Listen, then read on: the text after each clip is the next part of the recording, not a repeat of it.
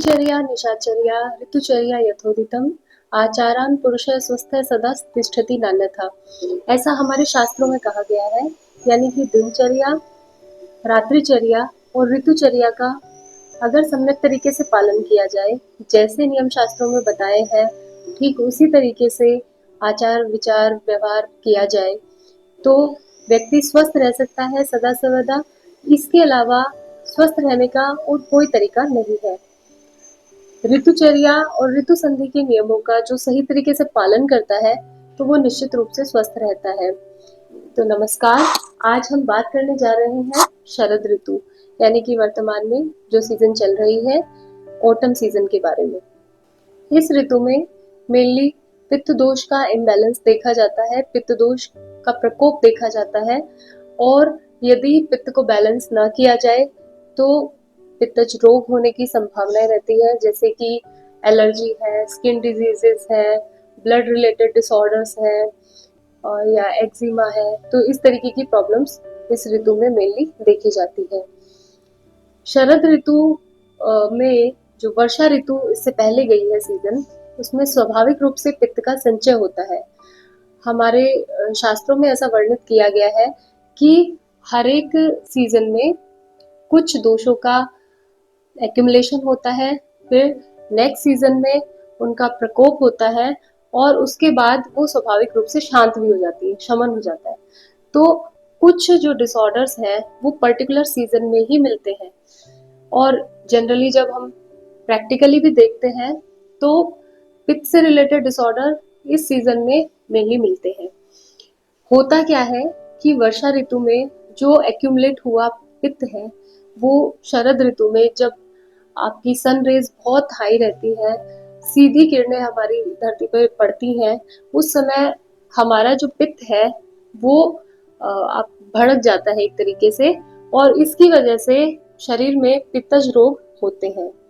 अगर हम इस सीजन में जैसा आहार विहार बताया गया है वो फॉलो ना करें तो हमें पित्त से संबंधित परेशानियां होने लगती हैं और यदि पित्त के पैसिफिकेशन के लिए हम आचार विचार फॉलो करने लग जाते हैं तो फिर हम उन बीमारियों से बच सकते हैं। तो इस ऋतु में हमें खाना पीना किस तरीके का करना है, तो हमें बहुत ही हल्का और सुपाच्य भोजन लेना है। कहने का मतलब ये है, आप जौ का सेवन करिए, आप गेहूं लीजिए, आप चावल का सेवन कीजिए। पुराना हो तो बहुत अच्छी बात है। ऐसे लघु टाइप का यानी कि जो इजीली डाइजेस्टेबल हो, इस तरीके का आहार विहार लेना है। उसमें घी की प्रधानता होनी चाहिए। घी और दूध दोनों को ही आयुर्वेद में अमृत बोला गया है।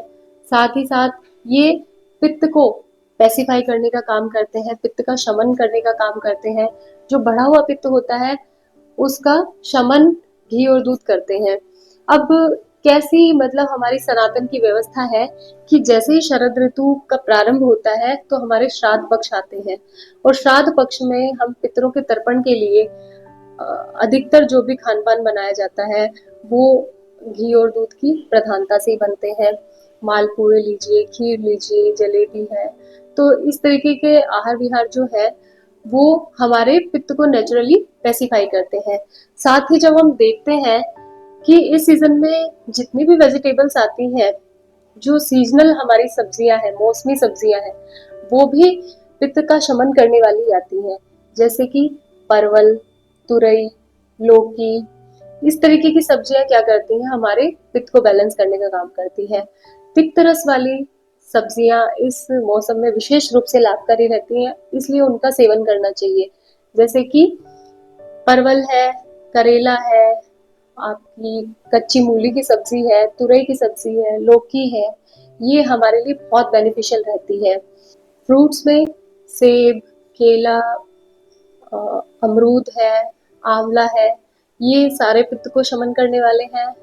मुनक्का को रात को भिगो करके आप सुबह चबा करके खाएंगे तो ये भी पित्त का शमन करेगा। आमल की रसायन इस मौसम में विशेष रूप से फायदा देता है।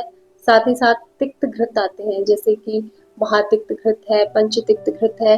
ये किसी भी आयुर्वेदिक चिकित्सक की सलाह से आप ले सकते हैं अगर आपकी स्किन रिलेटेड प्रॉब्लम्स है तो। अदरवाइज गाय का सिंपल घी भी आपके पित्त को बैलेंस करने में आपकी बहुत मदद करेगा। कौन कौन से योगासन है जिनका अभ्यास हमें करना चाहिए?